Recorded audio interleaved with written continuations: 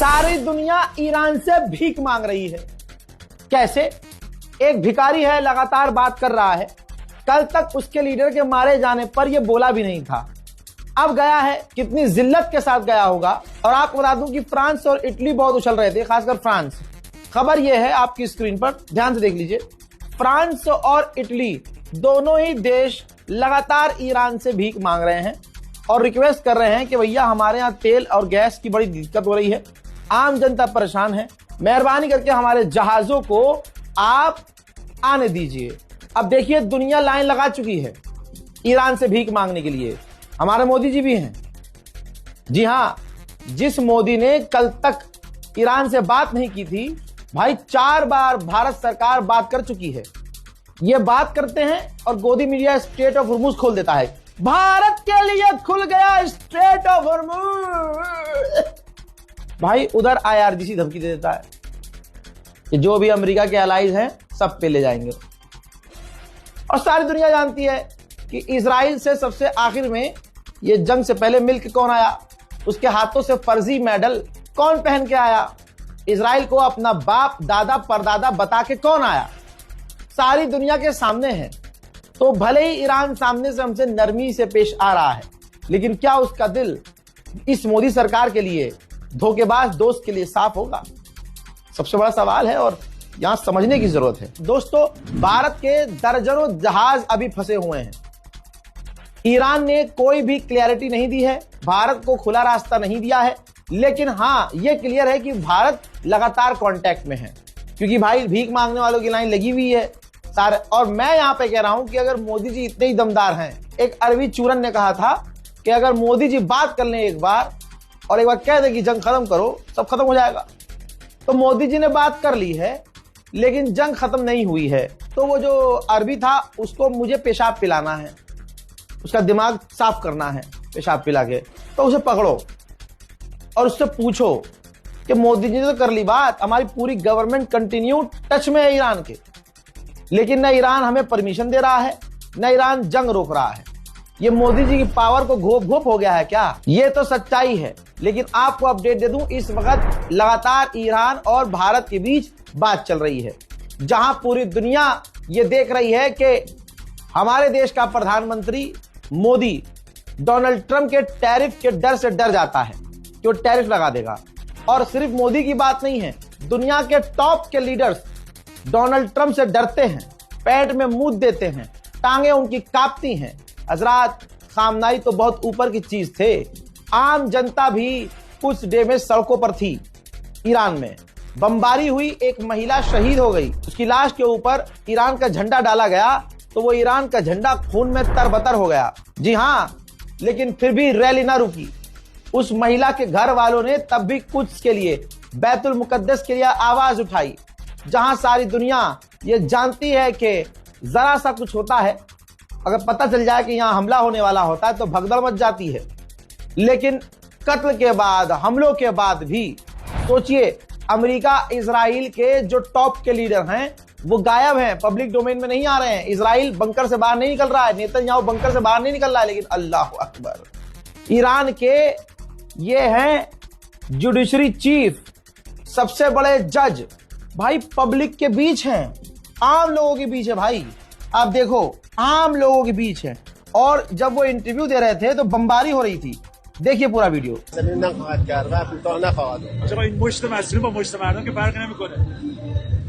इंशाअल्लाह ما مثل مردم که نمیتونیم متاسفانه این شور و احساسی که مردم دارن، اما ما میخوایم با مردم، در کنار مردم تا آخرین نفس و تا آخرین لحظه در مقابل اونها بایستیم. آقا همین الان که شما شوستانگر باشید مردم از این تاپ نمیترسن، مردم ملاحظه میکنن در زیر این باران و در زیر این به هیچ وجه نخواهم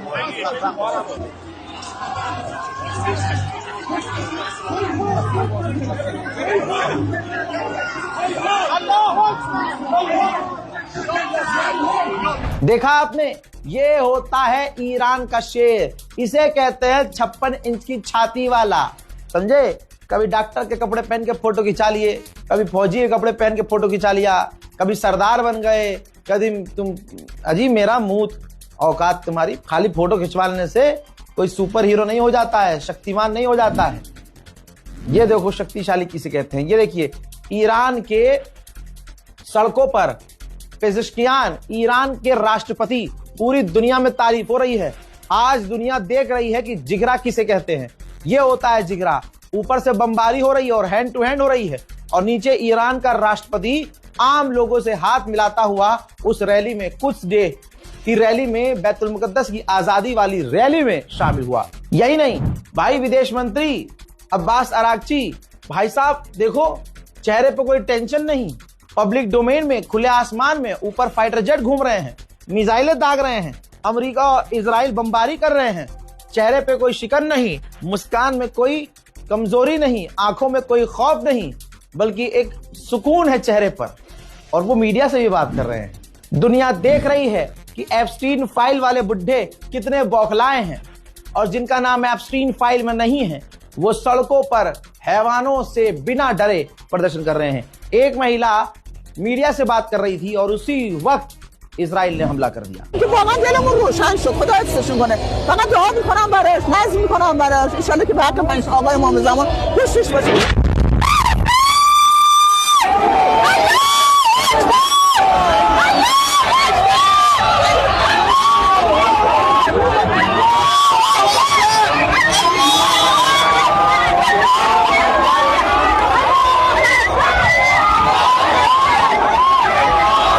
भाई क्या खतरनाक प्रदर्शन हुआ।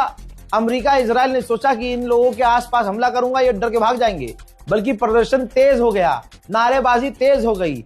यहूदी, जी हां, वहां एप्स्टीन उसी का तो आदमी है, इजरायली तो था, यहूदी तो था। बैतुल मुकद्दस की आजादी की इस रैली में, बैतुल मुकद्दस के लिए जो रैली निकाली जाती है इंटरनेशनल कुछ डे, जिसकी शुरुआत ईरान ने ही की थी दोस्तों, उस प्रदर्शन में शैतान को जलाया गया जो इजराइल के द्वारा है। जहां आप उसे दज्जाल कह लो, शैतान कह लो, खबीस कह लो। ये देखिए एविल को जलाया गया इजराइल के झंडे के साथ। उधर जर्मनी और नॉर्वे की हवा टाइट हो गई है और दोनों ने मना कर दिया है कि हम अपने जहाजों को, हम अपने शिपमेंट को स्ट्रेट ऑफ हॉर्मुज में नहीं भेजेंगे। फ्रांस का राष्ट्रपति इमैनुअल मैक्रोन बहुत उछल रहा था, बहुत भौंक रहा था। फ्रांस की फौज का जो अड्डा है इराक में, इराक के लड़ाकों ने उसे उड़ाया और ईरान के शाहिद ड्रोन को इस्तेमाल किया हमला करने के लिए, जिसका रिजल्ट यह है कि आपकी स्क्रीन पर यह वही शख्स है, फ्रांसीसी फौज का फौजी, जो ईरान के शाहिद ड्रोन से मारा गया है। तो दोस्तों उछलने का नतीजा यह हुआ, फ्रांस जितनी तेजी से उछल रहा था सीधा उसका सैनिक मारा गया है और बड़ा झटका फ्रांस को लगा है। IAEA के चीफ ने कहा है कि ईरान के पास इतना यूरेनियम है कि वो हथियार बना सकता है, लिहाजा हमें ईरान एक्सेस दे कि हम उसकी जांच कर सकें। अमेरिका के डिफेंस मिनिस्टर का बयान है और बॉडी लैंग्वेज पर ध्यान दीजिएगा। इंग्लिश में है तो मैं आपको शॉर्ट में पॉइंटर्स में बता रहा हूं, बहुत पॉइंट टू पॉइंट, बस इनकी बॉडी लैंग्वेज पर ध्यान दीजिएगा जिस तरह से ये बात कर रहे हैं। इन्होंने अपने लेटेस्ट बयान में कहा कि हमने ईरान को बर्बाद कर दिया है, ईरान एग्रेशन में, बौखलाहट में स्ट्रेट ऑफ हॉर्मुज पे हमले कर रहा है, आप टेंशन मत लीजिए, हम उन्हें देख लेंगे। हमने उनकी नेवी और यहां तक कि मिसाइल प्रोडक्शन साइट को भी तबाह कर दिया है, अब वो दोबारा मिसाइल नहीं बना सकते। आप जिसके भी मानने वाले हैं, प्रभु श्री राम के मानने वाले हों, अल्लाह के मानने वाले हों, गुरु गोविंद सिंह को मानने वाले हों, आप अपने दिल पर हाथ रख के बताइए, आप अपने सीने पर हाथ रख के इस भीड़ को देखिए। ये ईरान की अवाम है और इसी अवाम के बीच ईरान की पूरी लीडरशिप है, पूरी कैबिनेट है इस वक्त, ठीक। और इसी रैली के आजू बाजू और ऊपर हमले हो रहे हैं और ये डर नहीं रहे हैं। अब मुझे बताइए, ये घबराए हुए लग रहे हैं आपको, जो अमेरिका का डिफेंस मिनिस्टर कह रहा है, और जो सीधा खड़ा नहीं हो पा रहा है, जो चीख कर बोल रहा है, बौखला रहा है, चेहरे पर हवाइयां उड़ी हुई हैं, उसके खुद के चेहरे से दिख रहा है कि अमेरिका घबराया हुआ है। ईरान की जीत हो चुकी है, अब विदेशी सैनिक आसपास से भाग रहे हैं। इराक के अंदर इटली की भी फौज थी, तो इटली ने ऐलान कर दिया है कि इराक से हम अपनी फौज निकाल रहे हैं। उधर फ्रांस के राष्ट्रपति इमैनुअल मैक्रोन ने कहा कि तेल चाहे कितना भी महंगा हो जाए, रशिया से हम तेल नहीं लेंगे। उम्मीद करता हूं कि पुतिन तक ये बात पहुंची होगी और इंशाल्लाह जब ये तेल और गैस के दाम बढ़ जाएंगे फ्रांस के यहाँ, तो उम्मीद है कि ये जाएगा रशिया से और रशिया मुंह पर लात मारकर भगाएगा। जैसे एक और देश के नेता के मुंह में मूता है, पुतिन ने ये कहते हुए कि पहले डिस्काउंट दे रहे थे, अब तुझे कोई डिस्काउंट नहीं है, चल निकल। ईरान को यह सोचना चाहिए कि ब्रिटेन ईरान के खिलाफ पूरी तरह से खुलकर सामने है, भले ही खुद कुछ नहीं कर पा रहा हो, लेकिन ईरान को देखना चाहिए कि ब्रिटेन का एयरबेस है जहां अमेरिका के परमाणु बॉम्बर उतर रहे हैं और वहां से उड़ान भर रहे हैं और ईरान पर बमबारी कर रहे हैं। ईरान को सोचना होगा कि अगर सिर्फ जमीन इस्तेमाल करने की वजह से आप अरबों पर बमबारी कर रहे हैं, तो फिर ब्रिटेन की भी जमीन का इस्तेमाल हो रहा है और ईरान पर बमबारी करने के लिए परमाणु बॉम्बर ब्रिटेन के हवाई अड्डों से उड़ान भर रहे हैं, मिलिट्री बेस से उड़ान भर रहे हैं। तो फिर ब्रिटेन को क्यों बख्शा जा रहा है? उधर दुबई का तो दूध ही निकाल दिया ईरान ने। दुबई एक बार फिर से ड्रोन हिट हुआ है।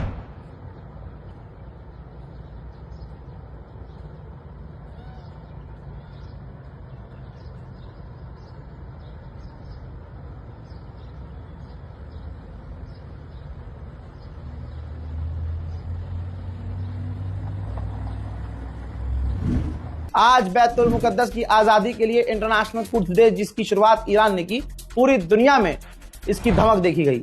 भारत के कश्मीर में भी जबरदस्त प्रदर्शन हुआ। बैतुल मुकद्दस की आजादी के लिए सड़कों पर लोग उतर आए। हजरात, कश्मीर के मुसलमानों का भी क्या ही जलवा है। दोस्तों, यकीन कीजिए, सबसे ज्यादा गोली खाते हैं ये, सबसे ज्यादा पुलिस प्रशासन से पिटते हैं ये, सबसे ज्यादा शहादत देते हैं ये, लेकिन वाह रे कश्मीर के मुसलमानों का ईमान और कश्मीर के लोगों की हिम्मत। भाई साहब, कश्मीर के नौजवान तो छोड़ो, कश्मीर की महिलाएं भी पीछे नहीं हैं। हर कौम के प्रोटेस्ट में, हर इस्लामी प्रोटेस्ट में, हर इस्लाम की आवाज बनने में ये सबसे आगे रहती हैं। जितनी भीड़ आपको यहां नजर आ रही है कश्मीर के अंदर, सिर्फ उतनी भीड़ आप पूरे हिंदुस्तान में जहां जहां प्रोटेस्ट हुए हैं आप कहीं नहीं देख सकते। यहां तक कि दिल्ली वालों की तो हिम्मत ही टूट चुकी है। जो कुछ डे प्रोटेस्ट ऑर्गेनाइज करने वाली कमेटियां हैं, वो पिछले कई सालों से जंतर मंतर पर प्रदर्शन करने की परमिशन नहीं ले पा रही हैं, क्योंकि परमिशन मिल ही नहीं रही है। ना इनके पास कोई ऐसा पावरफुल आदमी है, ना इनके पास कोई ऐसा लीडर है कि गवर्नमेंट से बात करके संवैधानिक तरीके से कुछ डे प्रोटेस्ट के लिए परमिशन तक ले सके। लेकिन कश्मीर के मुसलमान पूरी ताकत से संवैधानिक तरीके से कुछ डे के लिए सड़कों पर उतर चुके हैं। भारत की राजधानी दिल्ली में भी और मुंबई में भी, बल्कि पूरे हिंदुस्तान में बैतुल मुकद्दस की आजादी के लिए आवाज उठाई गई है। ठीक इसी तरह से इंटरनेशनल कुछ डे का मंजर मलेशिया में भी नजर आया।